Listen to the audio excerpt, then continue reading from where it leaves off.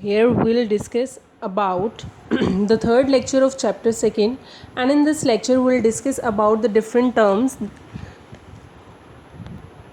like goods, stock, receipt and expenditures. So let's just start with the goods first. Goods, they are the physical items of the trade that are purchased for the purpose of sale. मतलब आप कोई भी item जिसको आप purchase करते हो इस purpose के साथ कि आप उसे दोबारा किसी को क्या करेंगे, सेल करेंगे. The term applies to all the item making up of the sales और परचेज ऑफ द बिजनेस. मतलब ये टर्म जो है ये हर उस चीज़ के ऊपर अप्लाई होती है जो कि आप सेल और परचेज के अंदर मतलब कि यूज़ कर रहे हैं इन द बिजनेस. एग्जाम्पल लेते हैं छोटा सा. If you have the stationery shop और उस स्टेशनरी शॉप के अंदर आपके पास पेन, पेंसिल और रजिस्टर्स वगैरह हैं जो कि आपने फर्दर सेल करने हैं टू दी कस्टमर, तो वो सारी की सारी आइटम्स आपकी क्या हैं, गुड्स. इसी तरह से if you are using any pen, register और pencil for your personal use, जो कि आपने रीसेल के लिए नहीं मतलब कि यूज़ कर रहे हो आप, उसको हम क्या बोलते हैं, प्रोडक्ट. मतलब वो हमारे गुड्स के अंदर कंसीडर नहीं किया जाएगा, वो गुड्स के अंदर नहीं आएगा. एक और एग्जांपल लेते हैं. If you have the AC shop और आपकी शॉप के ऊपर बहुत सारे एसी पड़े हैं जो कि आपने रीसेल करने हैं. ऐसे एसी जो आपने रीसेल करने हैं वो सारे के सारे आपके गुड्स कंसीडर होंगे. AC that you are using for your personal use वो आपका गुड्स में कंसीडर नहीं होगा. Second term is the stock. अब स्टॉक क्या होता है? It is the tangible asset held by an enterprises for the purpose of sale in the ordinary course of business. अब आप क्या करते हैं, मान लो कि अगर आपने 100 यूनिट्स किसी प्रोडक्ट के बना के रख दिए, अब 50 आपके सेल हो गए, 50 आपके अभी भी बचे हुए हैं, और जो बचे हुए हैं वो आपका क्या है, स्टॉक है. मतलब कि आप क्या करते हैं, आप अपने एसेट्स को अपने पास रखते हैं for the purpose of sale in the ordinary course of business के अंदर, ताकि आप उसे क्या कर सकें, सेल कर सकें आगे भी फर्दर, और for the purpose of using it in the production of goods meant for sale. और if you have the raw material, like आपके पास कच्चा माल पड़ा है और उससे आपने क्या करना है, फिनिश गुड्स तैयार करना है, और आपने क्या कर रखे हैं, तब भी मतलब आपके पास जो रॉ मटेरियल है वो भी आपने अगर स्टॉक मतलब अपने पास बचा कर रखा हुआ है तो वो भी आपका क्या है, स्टॉक है. अब बात करते हैं कि इसके डिफरेंट काइंड्स क्या हैं. ओपनिंग स्टॉक क्या है, in the beginning of the current accounting year. आपको साल के स्टार्टिंग में आपके पास जितना भी स्टॉक पड़ा है वो सारा का सारा स्टॉक आपका क्या होता है, ओपनिंग स्टॉक होता है.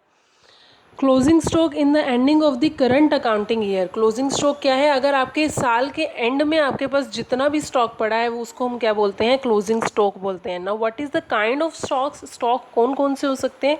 स्टॉक ऑफ गुड्स का स्टॉक, गुड्स के बारे में हम अभी डिस्कस कर चुके हैं, जो कि आप क्या करते हैं, ऐसे गुड्स जो कि आपने पर्पस ऑफ सेलिंग के लिए रख रखे हैं उसको हम क्या बोलते हैं, स्टॉक गुड्स बोलते हैं. अब उनका स्टॉकिंग करना is the kind of stock.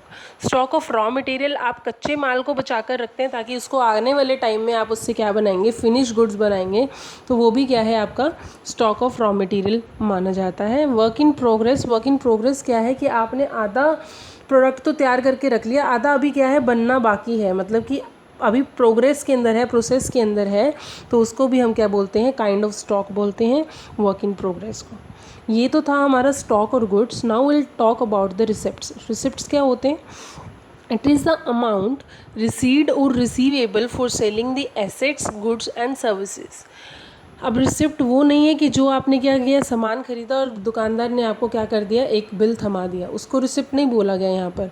Receipt it is the amount received और रिसीवेबल. ऐसी अमाउंट जो आपको रिसीव हो चुकी है और होने वाली है, या हो चुकी है या होगी, for the selling of assets, goods and services. Assets, goods और सर्विसेज को सेल करने के बाद आपके पास जितना भी पैसा है या मिलेगा उसको हम क्या बोलते हैं, रिसिप्ट बोलते हैं. अब ये भी दो तरीके के होते हैं, रिवेन्यू रिसिप्ट और द कैपिटल रिसिप्ट. अब रिवेन्यू रिसिप्ट क्या होते हैं, रिसीव्ड और receivable in the normal course of business. अब नॉर्मल कोर्स ऑफ बिजनेस, रोज़मर्रा के डे टू डे ऑपरेशंस के अंदर जो आपको क्या हो रहा है, पैसा रिसीव हो गया या होने वाला है, तो वो सारे के सारे आपके क्या होती हैं, रिवेन्यू रिसिप्ट कहलाती हैं. से against the sale of goods और रेंडरिंग ऑफ द सर्विसेज. यही मैंने ऊपर एक एग्जांपल लिया था स्टेशनरी का, if you have the stationery shop और you are selling the register pen pencil, जो कि आपका डे टू डे ऑपरेशंस के अंदर आता है, तो ये अगर आप कर रहे हैं, अगर आप डे टू डे ऑपरेशन कर रहे हैं, इट मीन्स ये क्या है, आपका रेवेन्यू रिसिप्ट है, जो कि आप डे टू डे ऑपरेशंस के आप कमाई कर रहे हैं, उसको हम क्या बोलते हैं, रेवेन्यू रिसिप्ट बोलते हैं।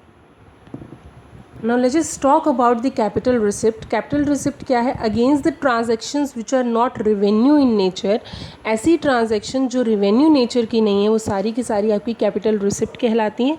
जैसे कि sales of building और machinery, आप sale of building और machinery जो है आप रोज़ रोज़ नहीं करते हैं, मतलब डे टू डे ऑपरेशंस के अंदर नहीं आता है। मान लो कि वही एग्जांपल लेते हैं कि आपके पास स्टेशनरी शॉप है and you have a plot somewhere और आप उसे सेल करना चाहते हैं, मतलब उस प्लॉट को आप कहीं पे है आपका वो प्लॉट और आपने उसको क्या करना है, सेल करना है। और अब वो प्लॉट जब आप सेल कर रहे हो तो वो आपका रेवेन्यू रिसिप्ट नहीं कहलाएगा, वो क्या कहलाएगा, आपका कैपिटल रिसिप्ट कहलाएगा, क्योंकि आपकी जो शॉप है, आपकी जो डे टू डे ऑपरेशंस है वो किसका है, स्टेशनरी का है।